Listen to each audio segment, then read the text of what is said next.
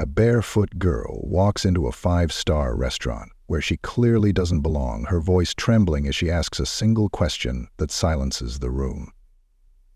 Billionaire Jonathan Reid, seated alone and emotionally detached, is caught off guard, not by the disruption, but by the aching honesty in her eyes. As judgment floods the air and phones begin to record, he faces a choice that will either preserve his reputation or test his humanity. What begins as a quiet moment of hunger quickly spirals into a viral storm about class, compassion, and the power of simply listening. The words barely made it above a whisper, but they cut through the low murmur of clinking glasses and hushed conversation like a blade.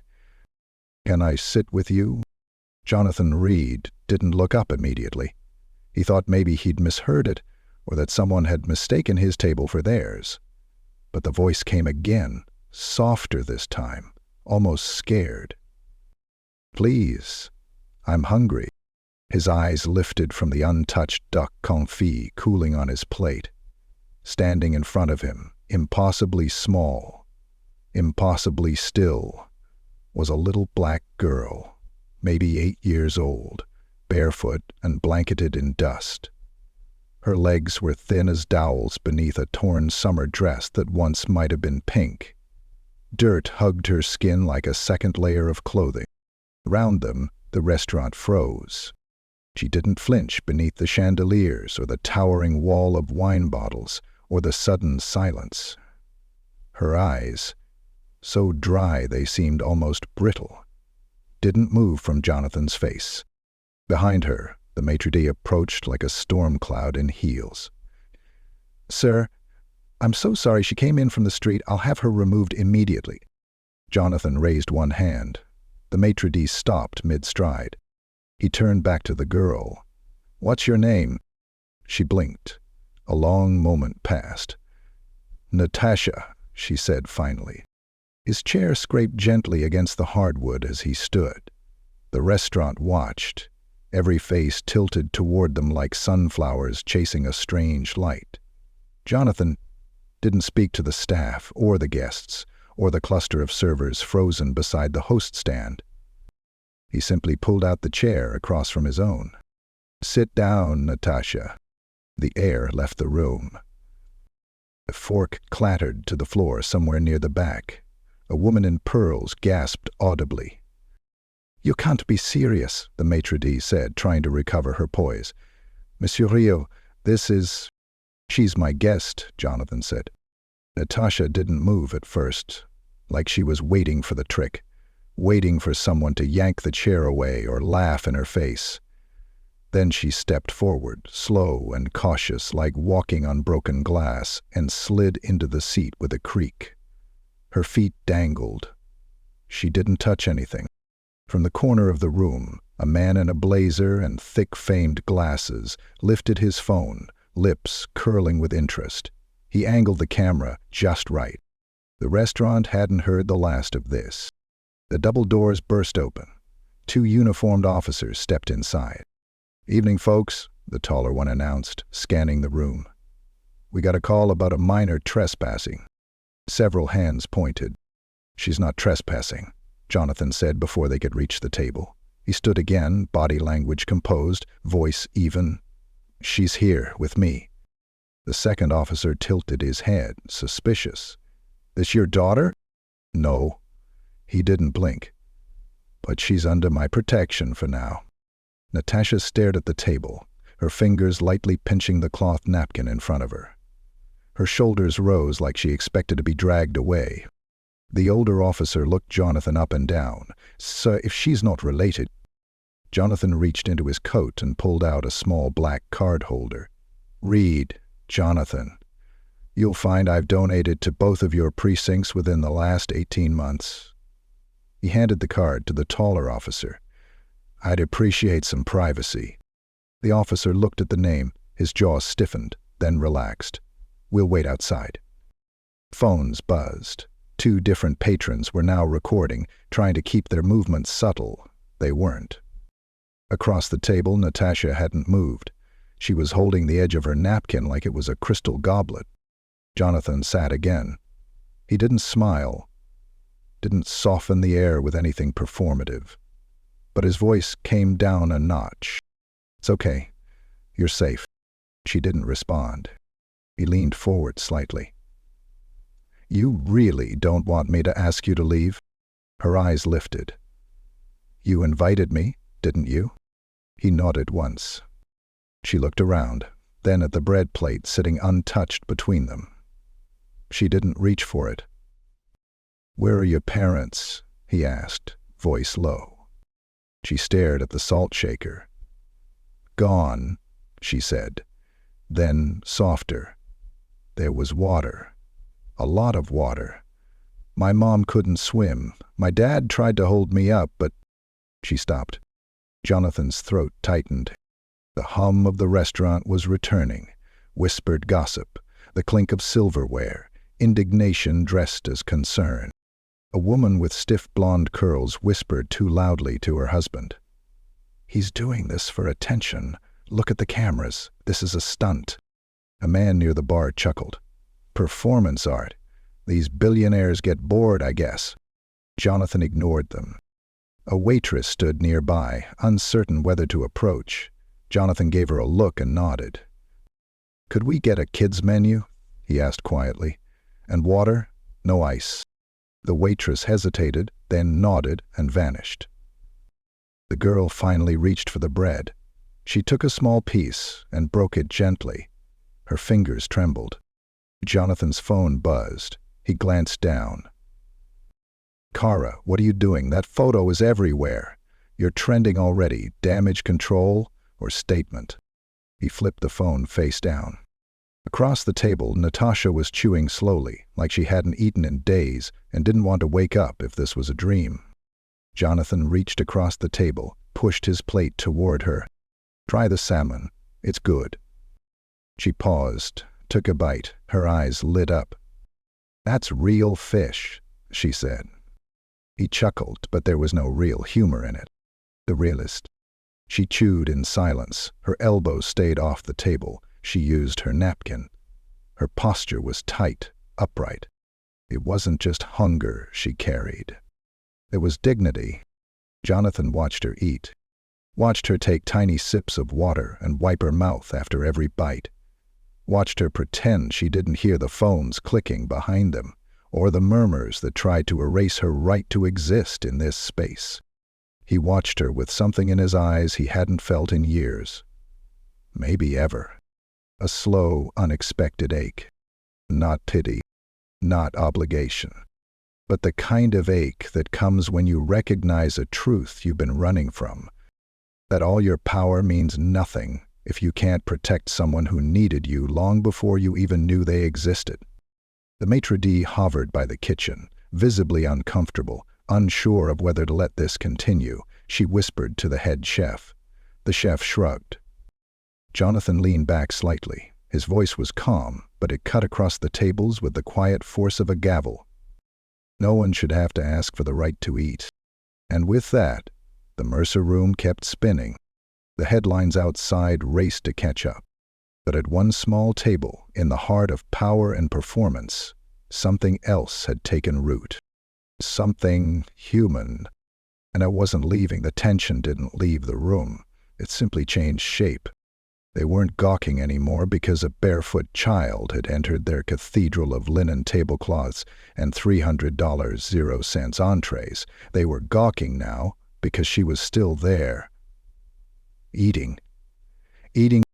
And Jonathan Reid, known across financial networks for his silence, his distance, and his surgical detachment from anything resembling sentiment, was still sitting with her. The maitre d', Samantha Wells, was whispering to one of the hostesses near the entrance. She kept glancing over, her eyes twitching, like she was calculating the fallout in real time. She wasn't sure if she should call corporate or security, or both. She'd worked at the Delancey Room for 12 years. She'd seated CEOs, celebrities, senators, but never had anyone invited a homeless child to join them at their table, and certainly not someone like Jonathan. The girl, Natasha, he'd said, continued to eat, carefully cutting the salmon into small pieces. Her manners were more polished than most of the diners in the room. She wasn't slouched, wasn't grabbing. She ate like she was holding something sacred. Jonathan had barely touched his food. He kept glancing at her, not staring, not hovering, just watching, measuring something, or maybe remembering something. He hadn't meant to stand up earlier, hadn't meant to pull out that chair. It had all happened in an instant, like instinct had short-circuited the rational part of his mind. He hadn't stood up for his brother's funeral. He hadn't even stood for his ex-wife when she walked out of his life 3 years ago. But something about Natasha's voice, that question, that tone, it scraped something raw inside him. She reminded him of someone long buried in a childhood he pretended didn't matter anymore. "You live near here?" he asked, voice low enough that only she could hear. She nodded. "Under the bridge, near the train yard." He swallowed hard. "How long have you been out there?" "A while." She wiped her mouth, not meeting his eyes. "Since the water came." "What water?" She blinked. "The flood. We lived near the river before, but when it came up, our house—" "It didn't stay." A pause. Jonathan exhaled slowly, trying to keep his voice even. "And your parents?" "I didn't make it." His hands curled slightly against his thighs beneath the table. He looked away, then back at her. "Do you go to school?" "Not anymore." The waitress returned with a kid's menu, but Jonathan waved it off gently. "She's fine, just dessert, please, whatever she wants." The waitress glanced at Natasha, who looked up shyly. "Can I have the one with the caramel on top?" "Creme brulee?" She nodded. The waitress smiled faintly and turned. Behind them, Jonathan caught the shifting reflection of a phone screen in one of the mirrored panels on the wall. Someone else was still filming. "People are watching us," Natasha said, eyes flicking toward the movement. Jonathan didn't look back. "Let them. Do they think I'm going to steal something?" He leaned forward slightly. "No. They think I'm doing this for attention." She blinked. "Are you?" He almost smiled. "No." She looked down at her plate. "Good. Because I'm not either." Silence returned between them, but it was easier now, warmer. At the next table, a woman muttered something under her breath and her companion shook his head. "I donate to shelters," the man said, loud enough for the sentence to reach Jonathan's ears. "But there's a time and place. This just feels indulgent." Jonathan didn't move, didn't flinch. "But—" Natasha looked up at him. "You can send me back," she said quietly. "I won't be mad." His gaze broke. "Why would I do that?" She shrugged, a small twitch of her shoulder. "Because this isn't for people like me." He looked at her. "That's what they think, not me." She pressed her lips together. "You're nice. But you're rich. And rich people don't usually see me. Not really." He let those words hang there. His phone buzzed again. This time he ignored it. A different kind of silence spread between them. Not awkward, not uncomfortable. It was the silence of shared space. A silence neither of them had known in a long time. Then Natasha asked, "Do you have kids?" Jonathan shook his head. "No." "Mina?" He looked away, then back at her. "I didn't want to ruin anyone's life." She frowned. "What do you mean?" "I didn't think I'd be good at it, at being a father." She tilted her head. "How do you know if you never tried?" The waitress returned, placing the dessert in front of Natasha with a silver spoon and a faint smile. She lingered for a moment before walking away again. Natasha dipped the spoon gently into the sugar shell. It cracked with a soft snap. Her eyes widened as she tasted it. "I'd live. It's like burnt candy." Jonathan laughed quietly, the sound surprising even him. "That's a good way to put it," he said. She took another bite, then paused. "Do you ever get lonely?" Jonathan didn't answer right away. "Sometimes," he said finally. "But I'm not sure I notice anymore." She nodded slowly, like she understood more than he realized. "It's worse when you notice." He stared at her. This girl wasn't just hungry. She was observant. Sharp. She had the kind of depth people couldn't teach. It had to be earned. "Do you want to go somewhere warm after this?" he asked. Her head snapped up. "Like where?" "There's a place nearby. Safe. They help kids who don't have homes." Her expression didn't change. "I've been in places like that. Not like this one." She stared at him, trying to decide if he meant it. Finally, she asked, "Can I bring my blanket?" He nodded. "Of course." "And my book?" "What book?" She reached into the pocket of her oversized hoodie and pulled out a tiny, battered paperback. The cover was torn, but the title was still legible. The Secret Garden. Jonathan smiled. "That was my mother's favorite. She said it would fix things," Natasha said softly. "Who did?" "My mom." He leaned back in his chair, eyes suddenly glassy. "Then she was very smart," he said. For the first time, Natasha smiled. It was small, uneven, but real. He hadn't seen a smile like that in years. Somewhere in the back of the restaurant, a patron stood up abruptly and walked out, muttering about publicity games and staged empathy. But Jonathan didn't care. Not anymore. He reached into his coat pocket, not for his wallet but for a pen. Then, gently, he turned over the linen napkin by his plate and wrote down a name. And under it, a number. Then he placed it beside Natasha's plate. "What's that for?" she asked. "In case you need me again." She stared at the napkin like it was a map to somewhere she'd never dared to go. Then she folded it carefully and tucked it beside her book. "I won't lose it," she said. "I know," he replied. This time, when she smiled, it reached her eyes, and the chandelier above them flickered softly.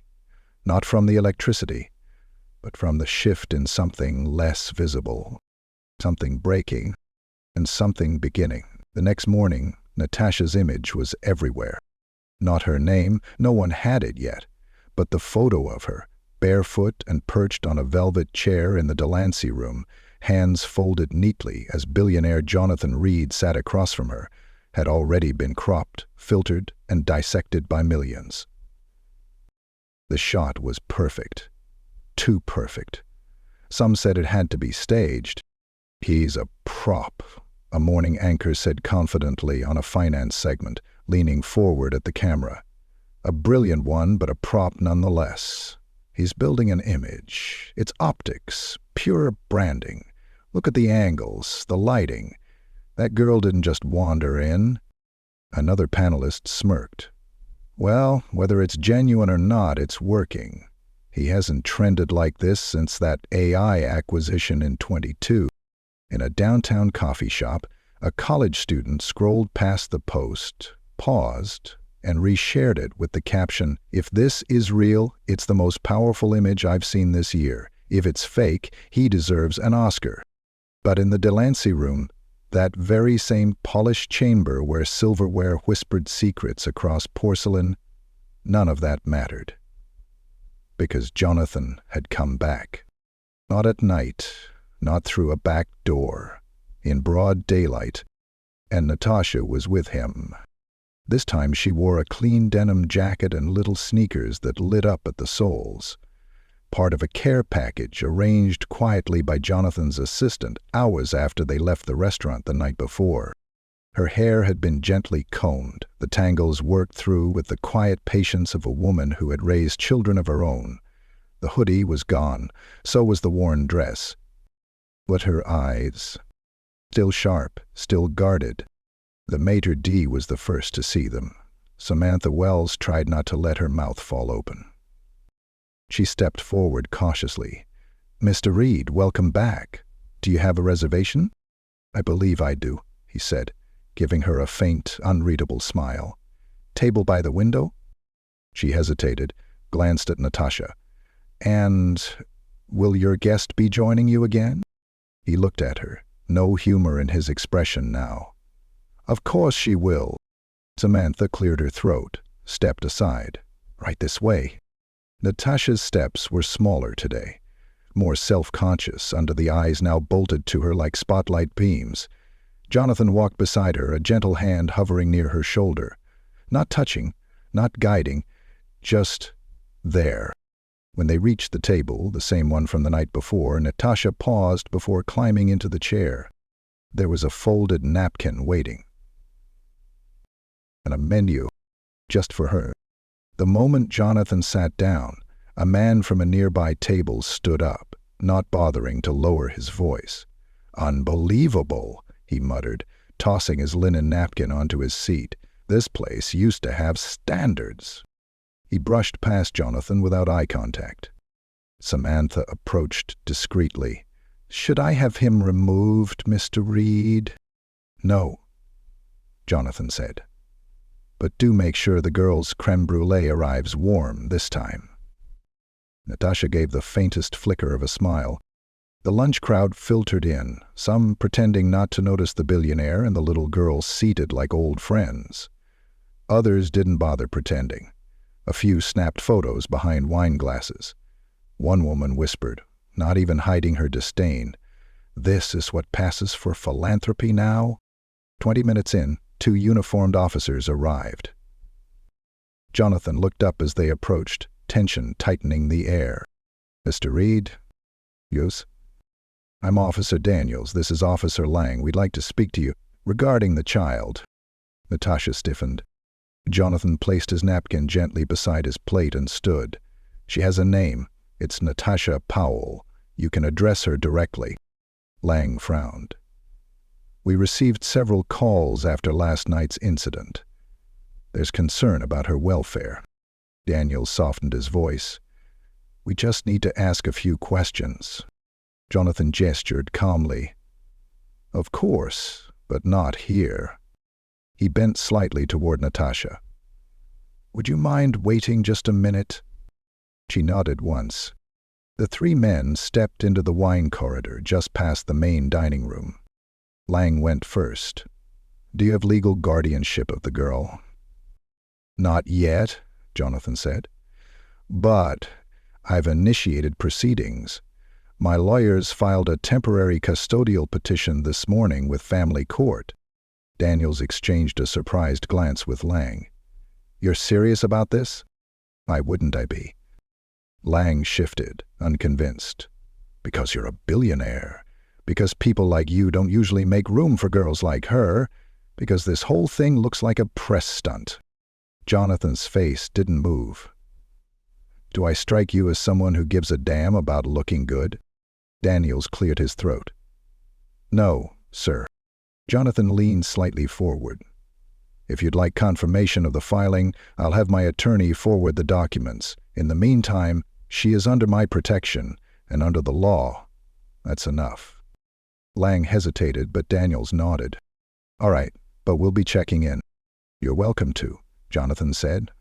He returned to the table. Natasha's spoon was halfway to her mouth when she saw him. "You okay?" she asked. "I should be asking you that." She didn't answer, but her shoulders dropped a little. The dessert disappeared faster than expected. When the waitress returned to clear the plate, Natasha said softly, "Thank you." "You're welcome, sweetheart," the woman replied, surprising herself. When they walked out of the restaurant, the crowd outside had doubled. Cameras, questions, microphones. "Mr. Reid, are you adopting the girl?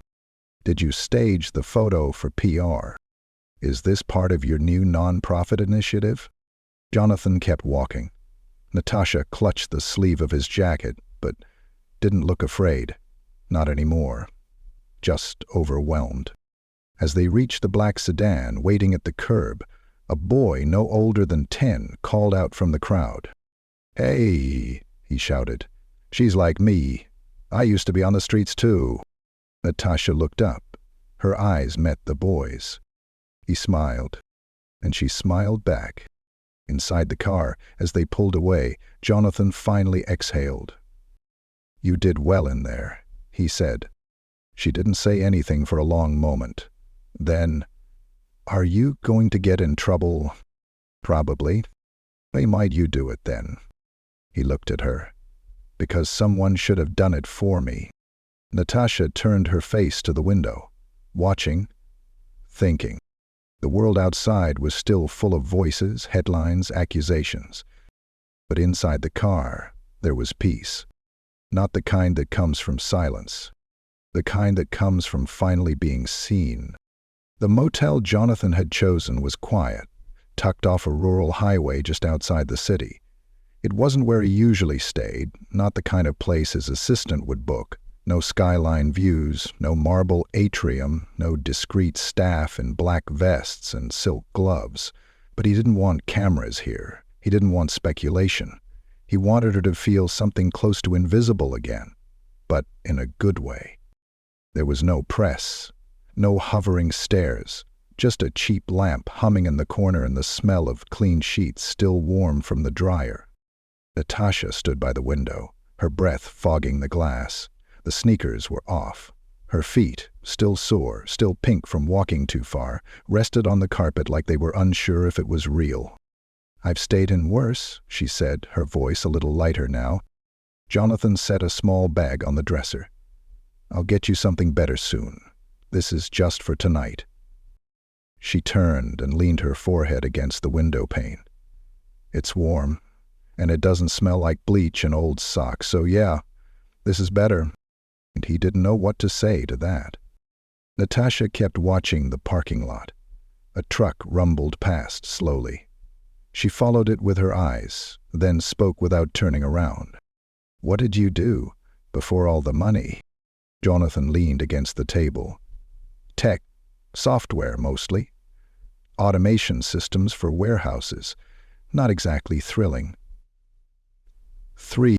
Did you like it?" He thought about it. "I liked building things. I liked solving problems. But I didn't like who I became in the process." She turned around finally. "Who'd you become?" He hesitated. "Efficient, cold, focused on outcomes, not people." Natasha nodded as if she understood. "That's what happens when you stop looking at faces." That hit harder than he expected. He sat down in the vinyl armchair near the bed, clasping his hands. "Where'd you learn to talk like that?" She shrugged. "Listening. You hear a lot when nobody sees you." Jonathan didn't press. He didn't have to. She sat on the edge of the bed, the blanket still tucked tight beneath her legs. The room settled around them like dust. "I had a teacher once," she said after a while, "before the water came. Ms. Rayner. She used to say I was sharp as glass. I didn't know if that was a good thing or not. Deal with it." "It is," Jonathan said softly. Natasha picked at a loose thread on the comforter. "She was the only person who called me by my full name. Not Tasha, not hey you. She'd say, 'Natasha Powell, you're going to be someone.'" Her voice cracked a little. She blinked hard, then looked down at her lap. "She got sick before the flood. Cancer, I think. She didn't make it."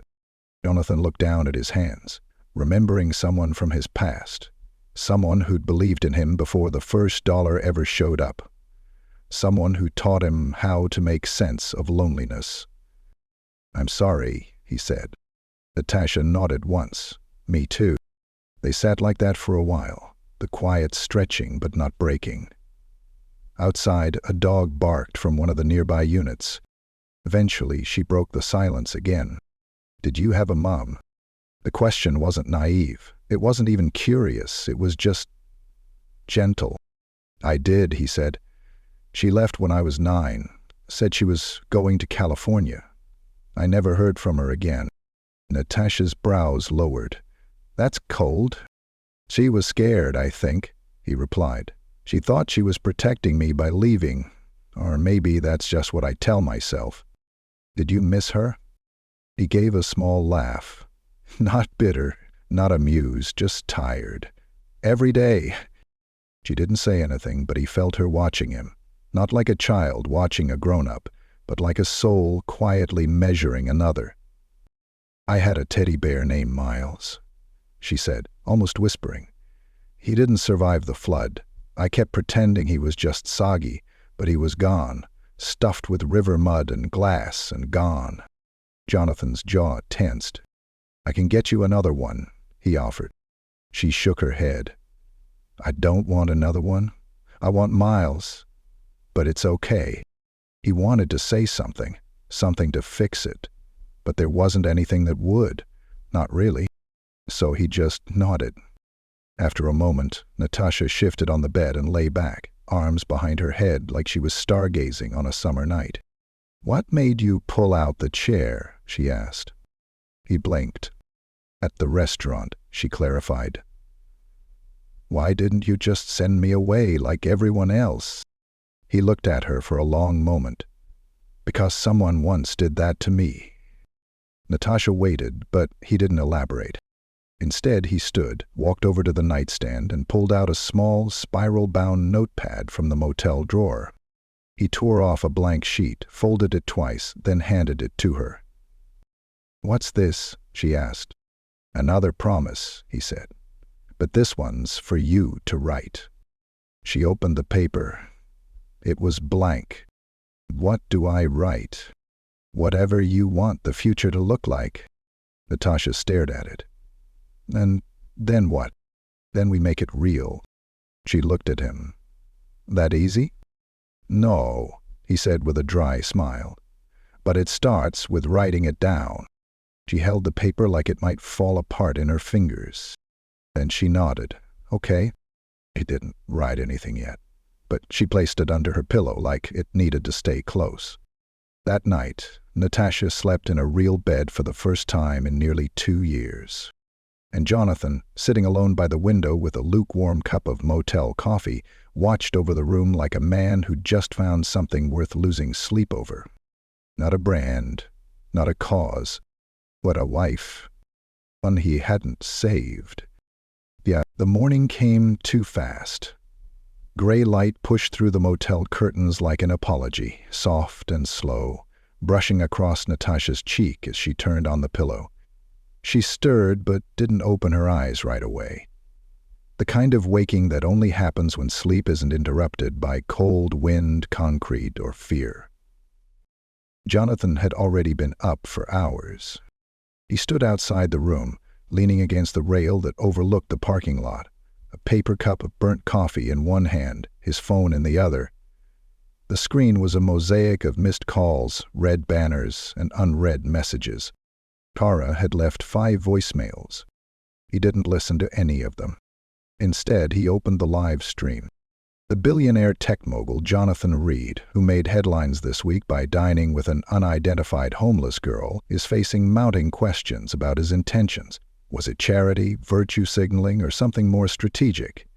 Sources close to Reid's inner circle say the board is concerned. He closed the app, tossed the coffee into the trash, without drinking a sip. Behind him, the door creaked open. Natasha stepped outside, hoodie sleeves pulled down over her hands, the paper from last night tucked into one of the pockets.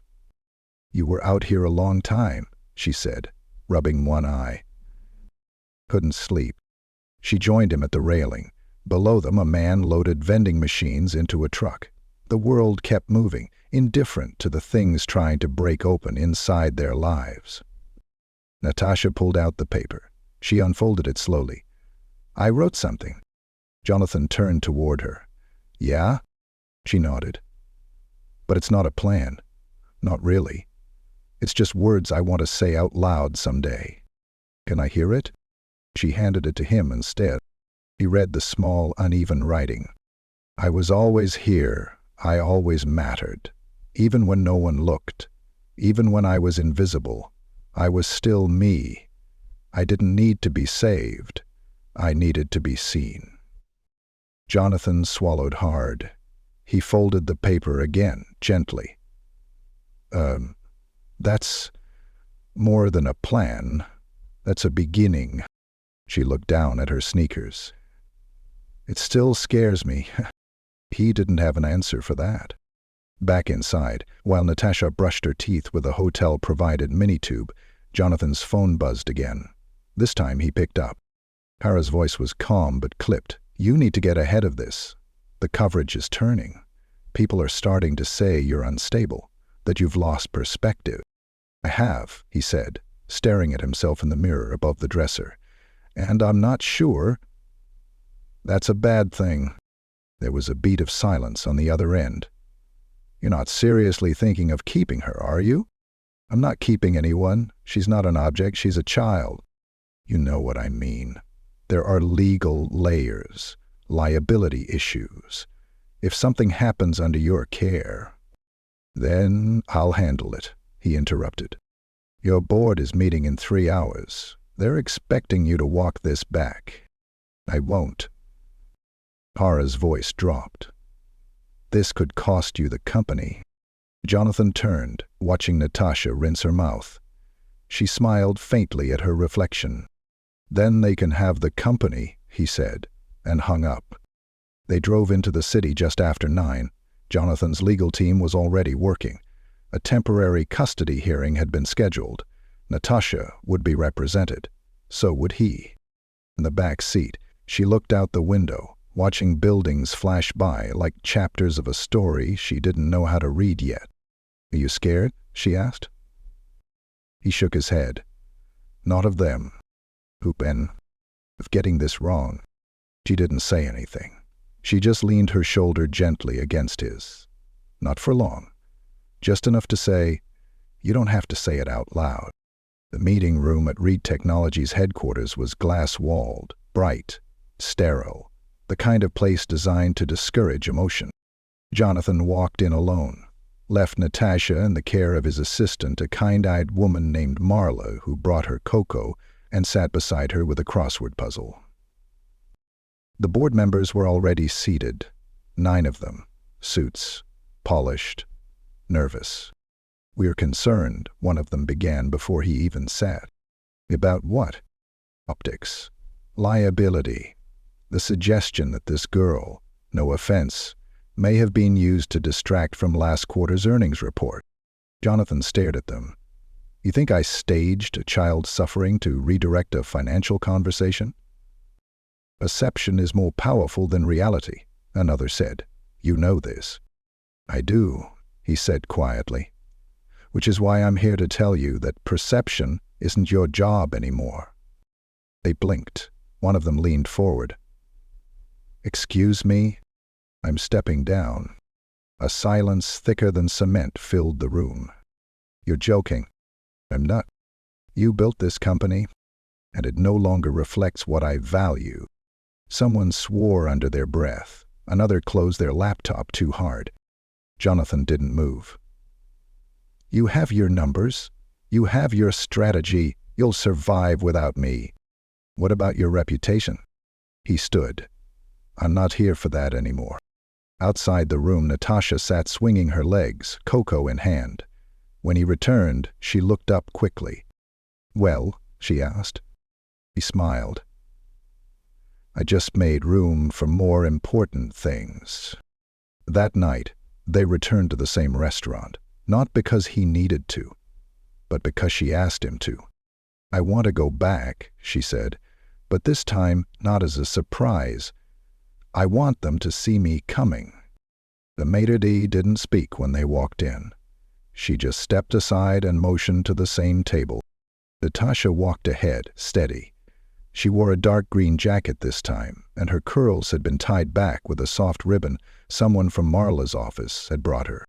She sat without hesitation, picked up the menu, and this time no one whispered. A man at the corner table, one who'd been there the first night, raised his glass slightly in Jonathan's direction. He didn't speak. He didn't need to.